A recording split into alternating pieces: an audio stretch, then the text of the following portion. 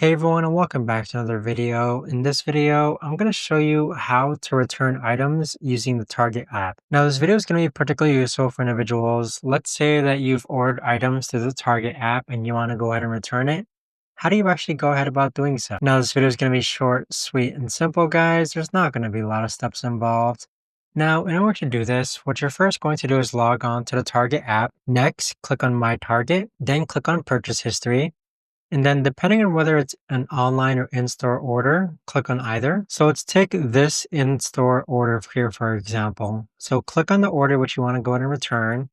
Click on Start a Return. Then you can either in-store return it, drive up and return it, or send a gift receipt. But there you have it, guys. That right there is the best and easiest way that I know of to actually go ahead and return items using the Target app. If you guys know of a better or easier way to actually do this, let me know in the comments down below. I would love to know. Thanks so much for watching everyone, and I'll see you guys all in the next video.